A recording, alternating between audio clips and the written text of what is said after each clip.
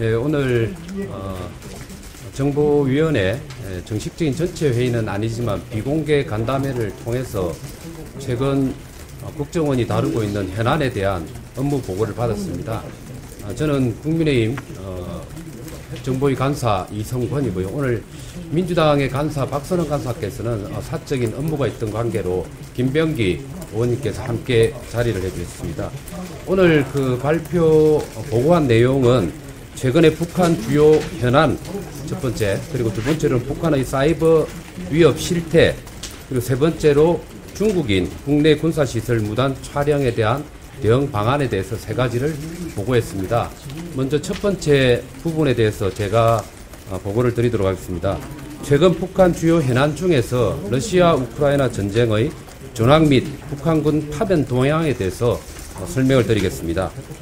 러시아 측이 쿠르스크 지역의 대부분을 수복한 이후에 러시아는 동부 전선에 집중적으로 공략을 모색하고 있는 상황입니다.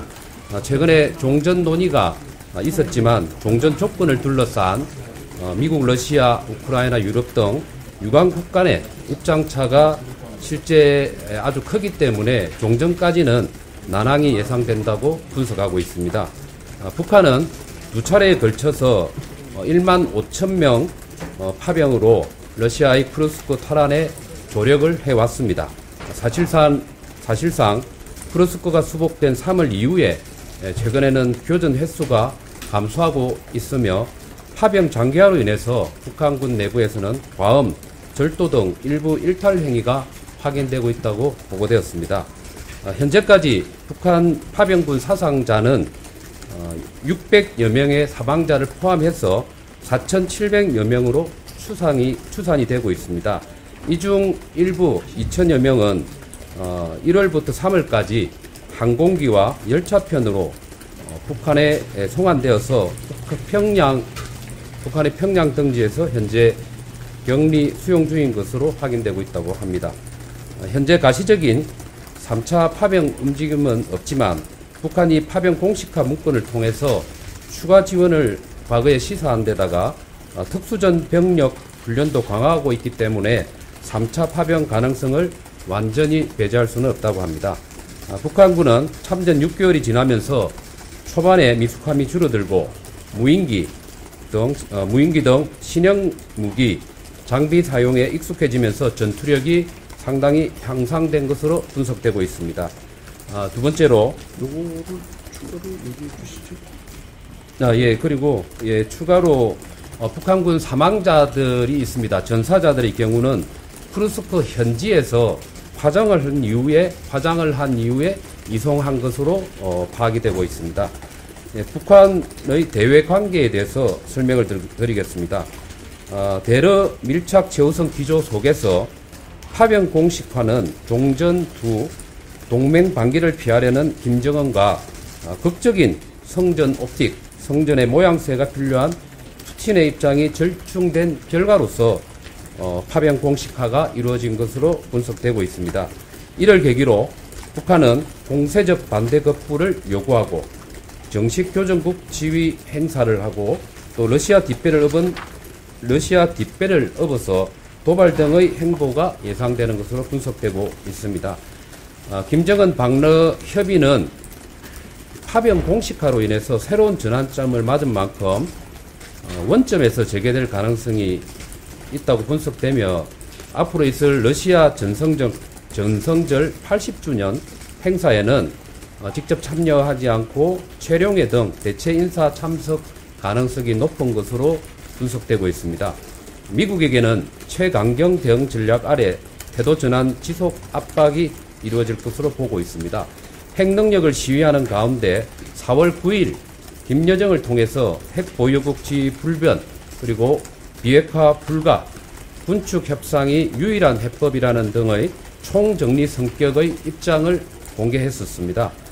현재까지 아직 구체적인 접촉 동향은 확인되지 않고 있습니다만 북한이 트럼프 비난만은 자제 중이고 트럼프도 유화 메시지를 발신하고 있기 때문에 북미 간의 회동은 전격적인 성사 가능성도 배제할 수 없기 때문에 국정원은 예의주시하고 있는 상황입니다.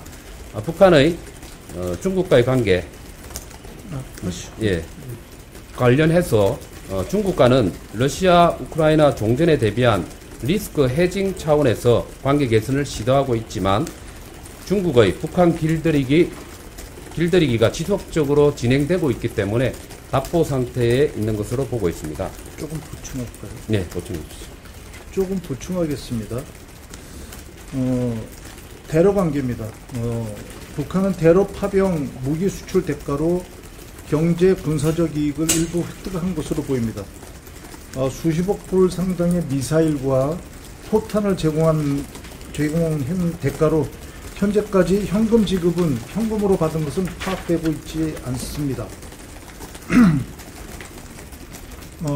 북한은 러시아로부터 죄송합니다. 금속, 항공, 에너지, 관광 등 14개 부분에서 산업 현대화를 논의 중에 있습니다. 이와 관련해서 러시아에 북한 노동자 1만 5천 명 정도가 송출된 것으로 추정하고 있습니다. 군사적으로는 정찰위성, 발사궤, 기술 자문, 무인기 실물, 전자전 장비, 대공미사일 SA-22 등 이런 것을 갖다 제공받는 거로 파악하고 있습니다. 네, 계속해서 군사적인 동향과 관련한 보고를 드리겠습니다. 영변 재처리 시설에서 무기급 플루토늄 생산을 계속하면서 김정은이 결심할 경우는 언제라도 핵실험이 가능하도록 풍계리 갱도를 관리 중에 있습니다. 그리고 핵 잠수함 건조 사실도 3월에 공개했고 5,000톤급 구축함 진수도 4월을 통해서 이루어졌습니다. 또한 핵 선제 공격 및 제2의 공격, 핵 보복 능력 강화에도 집중하는 양상으로 분석되고 있습니다. 다만 핵 잠수함은 핵심 장비, 기술 확보가 구축함은 통합 운용 시스템 구축이 관건이기 때문에 러시아의 조력 없이 단기간 내에 전력화는 어려울 것으로 보고 있습니다. 또한 현대전 경험을 우리식으로 소화하라는 김정은 지시를 반영시켜 정찰 작곡형 무인기 그리고 조기 경보기 개발과 방공전력 확충에 매진하고 있는 양상입니다. 끝으로 제가 보고드릴 부분은 김정은 동정 및 내부 동향에 대해서 설명을 드리겠습니다. 김정은은 건강 이상 징후 없이 군주의 국방, 민생 행보를 전개하고 있습니다. 양대 정치 행사인 당 창건 80주년, 그리고 9차 당대 준비를 위한 성과 창출과 대러시아 반기 우려 해소 및 트럼프 2기 정부 대응에 부심하고 있는 상황입니다. 고위 간부 기강 잡기에 이어서 당 비서국 회의, 그리고 인민반장 회의 등 이례적인 정치 행사를 기획하여 정책 추진 동력 확보를 도모하고 있습니다. 최근 언론에 나왔던 조영원 조직 비서가 50여일간 근신한 것으로 알려지고 있고 4개월째 잠적 중인 리일환 선전 비서도 유사하게 처분 상태인 것으로 관측되고 있습니다. 그러나 또 한편으로는 무리한 지방건설, 군수생산 광행으로 전력, 원자재, 자금 부족이 심각하기 때문에 민생과 직결된 환율, 물가 불안이 지속되고 있습니다. 여기에 각종 동원과 상납금 부담으로 주민들 사이에서는 가혹한 동원으로 피골이 강접한다. 또 부모, 조부보다 형편이 없다는 불만이 팽배하다고 합니다. 한편 한동안 모습을 감추었던 김주애는 4월 들어 김정은의 역점 사업 현장 방문을 연거푸 수행하면서 국외 구축 분위기를 다져가고 있는 양상입니다.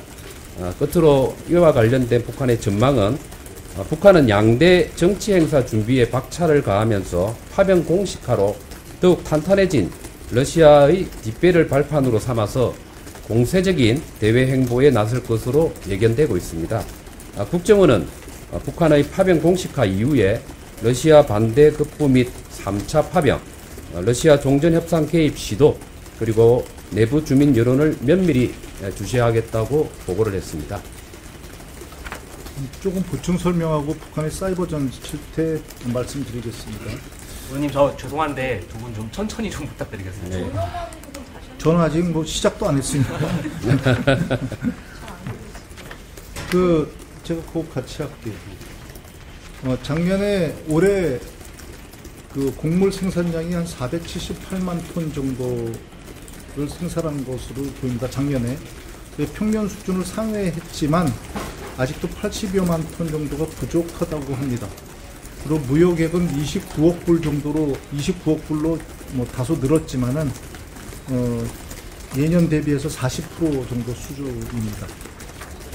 그리고 조용원 조직비서 말씀하셨는데 조용원 조직비서가 50여일간 근신 끝에 복귀는 했습니다. 복귀는 했지만 완전 복귀로 보이지 않는 것이 중앙위 배지를 아직 착용하지 못하고 있는 것으로 착용하지 않은 것으로 보아 완전 복귀는 아직 아닌 것 같다, 이렇게 판단을 하고 있습니다. 네, 북한의 사이버 위협 실태에 대해서 말씀드리겠습니다. 북한은 북핵 문제 및 대북 제재 대응을 위한 주요국 외교 안보 전략 절치와 김정은 지시사항 이행을 위한 방산 첨단 기술 해킹에 주력하고 있습니다. 특히 김정은이 올해를 보건혁명의 원년으로 선언한 이후에 의료 분야에 관련된 대학 교수, 의료기기 제조업체, 관계자 대상 해킹이 대폭으로 증가했습니다. 1분기를 기준으로 하면 작년에 2건에 불과했지만 올해는 14건입니다. 2월에는 해외 싱크탱크를 사칭하여 국내외 연구소, 대학 소속 북한 전문가들을 대상으로 해킹 메일을 유포하여 대북 현안 정보 절취를 시도하고 있습니다. 또한 국방력 발전 5개년 계획, 이게 21년부터 25년입니다. 이 마지막 해 성과 달성을 위해서 다수의 드론 제작사, 조성업체 등 방산 분야 해킹에도 집중하고 있습니다. 북한은 대북 제재 국면 속에서 WMD 개발, 핵실험 준비 등 무력 도발과 정권 유지 자금 조달을 위해 가상자산 탈취에 총력을 기울이고 있는데, 이 가상자산을 강도 높은 국제 제재를 우회할 수 있는 핵심 자금줄로 인식하고 있습니다. 기존 해킹 조직 외 외화벌이 담당 IT 조직까지 동원하여 2016년 이후 전 세계 대상으로 총 43억 달러 상당의 가상자산을 탈취하였습니다. 북한이 1분기 해킹, 우리나라는 1분기 해킹 피해가 전년 대비해서 다소 약 14% 정도 감소는 했습니다. 그렇지만 사회 혼란을 유발하고 정보 수집 확대 목적의 공세적 해킹은 증가하고 있습니다. IT 제품 취약점을 악용한 공급망 공격과 함께 생성형 AI를 활용하는 등 피해 파급력과 공격 성공률을 높이기 위한 수법이 고도화되고 있습니다. 주요 기업에서 사용 중인 문서 중앙화, 자산관리 등 IT 제품의 취약점을 악용한 공격을 대폭 늘리면서 대규모 해킹이 확인되고 있습니다. 지난해 총 19종 IT 제품의 취약점을 악용한 그 해킹이 있었는데, 올해는 벌써 13종을 갖다가 악용하고 있습니다. 최초로 해킹 메일 본문에 QR코드를 삽입하여 경유지 접속을 유도하는 신종 큐싱 메일 수법이 사용되고 있습니다. 참고로 큐싱 메일은 QR코드와 피싱의 합성어로서 QR 스캔 시 악성 앱 설치를 유도하여 스마트폰을 해킹하는 기법입니다. 특히 지난해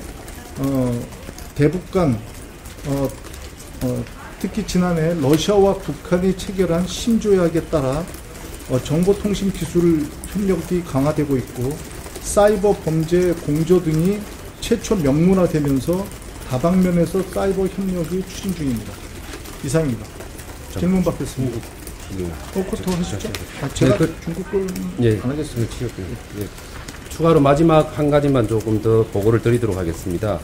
최근 들어서 중국인의 국내 군사시설 무단 촬영과 관련한 사례가 빈번했습니다. 이와 관련된 대응 방안에 대해서 국정원에서 보고가 있었습니다.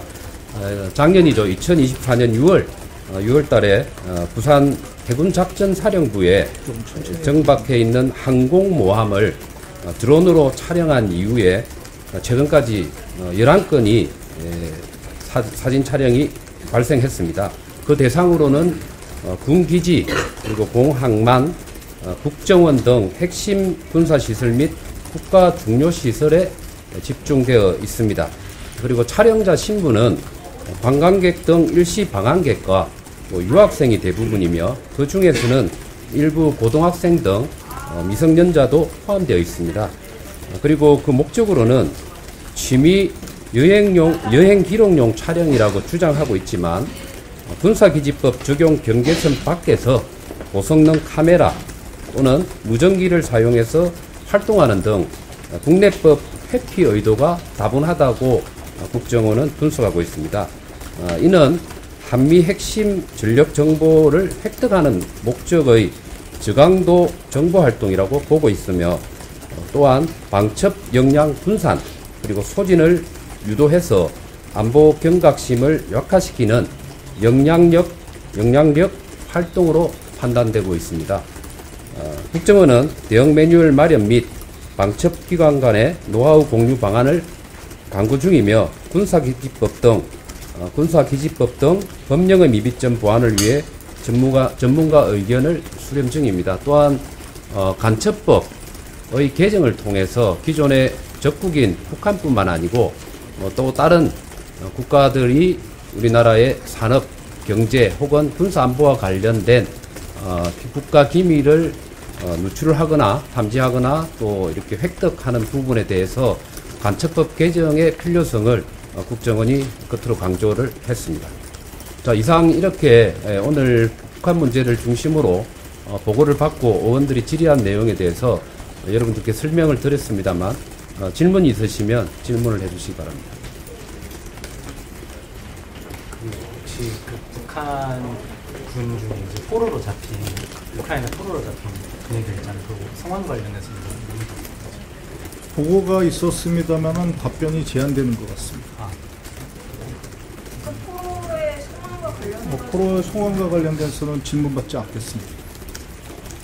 이 부분은 오늘 보고 안에 구체적인 송환과 관련된 논의라든지 협상이나 이런 것이 있다는 보고는 일절 없었습니다. 없었기 때문에 저희가 설명드릴 수는 없고요. 그러나 이전의 정보일 때 이 부분에 관련된 질문들은 나와서 우리나라 국적을 가지고 있는 국민의 한 사람으로 보기 때문에 그런 면에서는 송환의 당사자 본인이 한국으로의 기순을 원한다면 협상을 할 수 있다는 입장은 과거에 외교부와 또 국정원이 견지해왔던 입장이라는 것을 추가로 설명을 드립니다. 연합뉴스 조다원입니다. 일각에서는 북한군 파병 규모가 최대 5만 명까지 이를 거라고 분석 나오는데 국정원은 정확히 몇 명 정도로 파악을 하고 있나요? 제가 이거는 답변을 드렸습니다. 과장된 것 같고요. 지금 파병은 1만 5천 명 수준의 여러 가지 판단을 종합해봐도 1만 5천 명을 넘어가지 않는 것 같고 추가 파병은 있을 수 있다. 그 추가 파병이 있다 하더라도 그 3만 명 정도로 예측을 하고 있습니다. 이 부분은 이미 과거에 정보위원회를 여러 차례 하면서 브리핑을 했던 내용입니다. 1차 파병의 경우 작년 10월 달에 1만 1천여 명이라고 봤고요. 그 다음에 전황이 북한군의 사망 숫자, 사상자 숫자가 늘어나면서 2차 파병이 이루어졌다는 부분에 대해서도 보고가 있었습니다. 11군단과 총 11군단과 또 한 군데 있었습니다. 갑자기 기억이 안 나는데 그 두 군데를 통해서 추가 파병에 최종적으로는 현재 1만 5천여 명이라고 그렇게 보고가 되고 있습니다.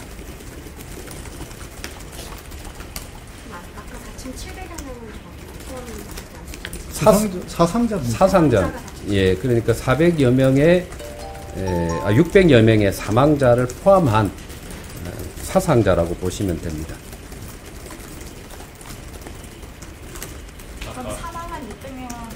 전체적으로 화장 조치가 이루어졌다고 부정합니다.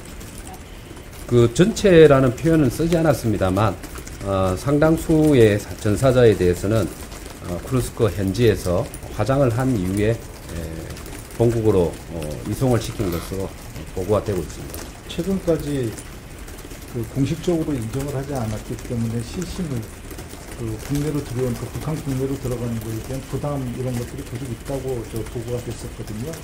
그래서 현지에서 화장을 한 이후에 가족들한테 전달하는 그런 파악되고 있습니다.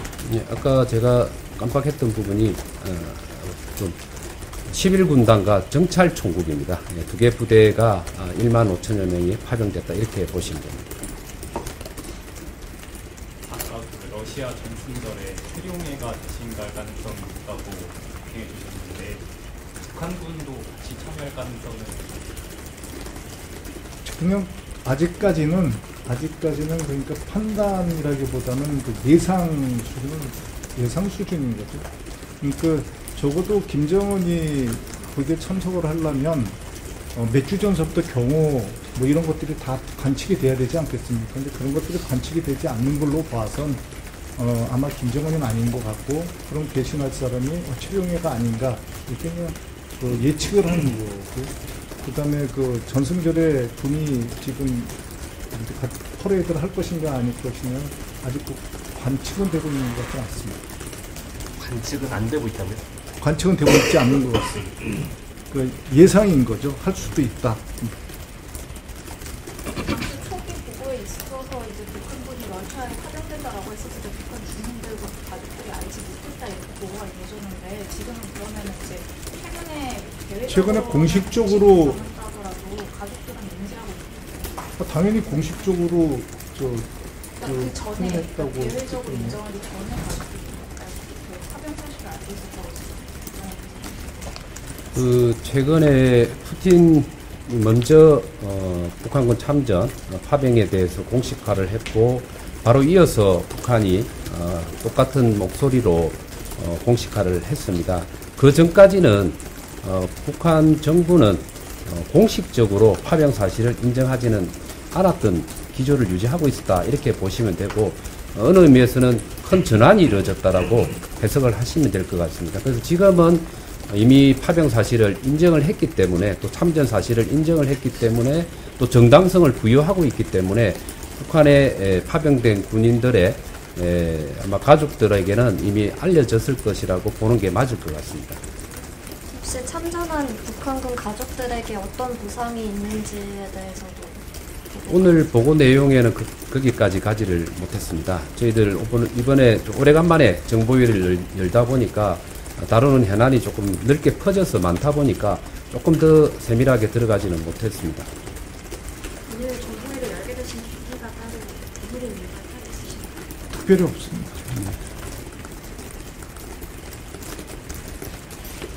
마치겠습니다. 자, 고맙습니다. 네, 이 정도로 하겠습니다. 트럼프 대통령은 어쨌든 북한하고 대화를 재개하려는 의욕이 강하다고 하는데 여기에 러시아가 좀 중재하는 인재심의 영향을 끼치는 그런 거는 보고받지 못했습니다. 네, 감사합니다. 고맙습니다. 네, 수고하십시오.